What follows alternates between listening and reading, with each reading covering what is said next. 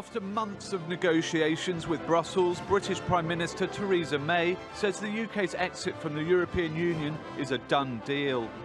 We will leave the customs union, we will leave the common fisheries policy, we will leave the common agricultural policy, and we will take back control of our money, laws and borders.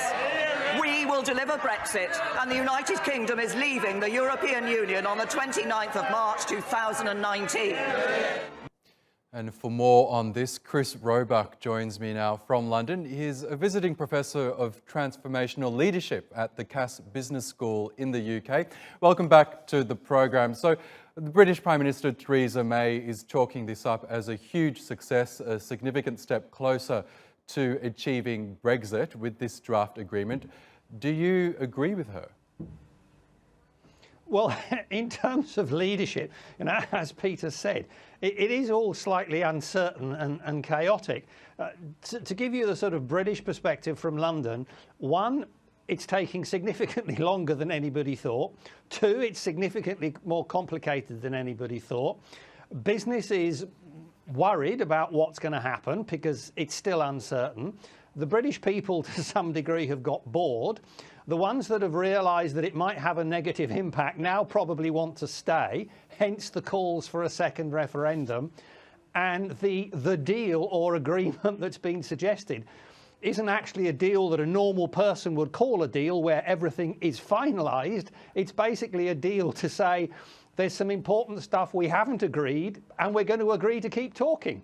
Yes, and the detail of this draft agreement hasn't been released, but there's a lot of commentary suggesting that perhaps they've reached some sort of a palatable agreement on this so-called Irish backstop that prevents a hard border between the Republic of Ireland in the EU and Northern Ireland in the UK. So we can presume they've overcome that somehow. But how confident are you that when they do meet in November, that they will resolve this issue of the Irish border that's really holding up the negotiations?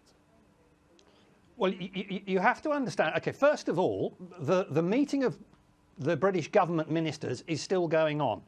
We don't know what's happening in that meeting. We don't know what the result will be. It also has to go to the UK Parliament. And Theresa May, the UK Prime Minister's problem is that she has a very narrow majority in Parliament, and that majority requires the support of the Unionist Party of Northern Ireland, who do not want any possibility that Northern Ireland could in any way become disconnected administratively or legally from the mainland. That's where the problem with the Irish border comes, because nobody, either EU or the Irish, are going to accept a hard border. So the border issue is the real killer on this one. And the question is, has what she got given her enough to offer to the Democratic Unionists in Northern Ireland to get their support, or is she going to have to do something that upsets them but then keeps everybody else happy and risk the whole thing? The problem is that the feedback that I've heard today from the Democratic Unionists in Northern Ireland is they're not happy.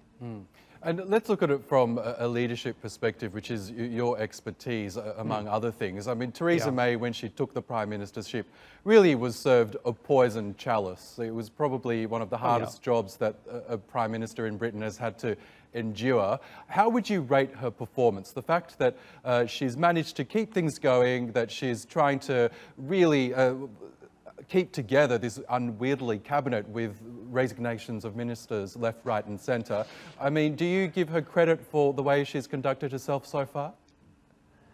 Well, I give her credit for holding it together and keeping going, but there is also a question as to whether a really good leader would have actually said, hang on, this whole position is untenable, because actually the core question when we started about do you want to stay or do you want to go, was not in terms of sufficient information for the British public to understand the decision they were making. It's like somebody saying to you, do you want to go to a hot country for a holiday? And you say yes, and you think that's nice, I'm going to be on the beach in Spain or in Turkey, and then suddenly you get flown to Afghanistan, to a conflict area with bullets flying about.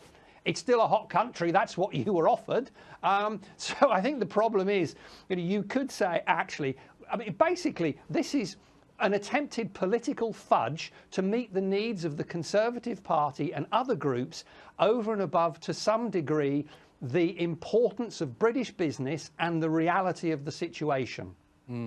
Fascinating stuff. We'll see how it all unfolds. Chris Roebuck in London, always good to talk to you. See. Thank you.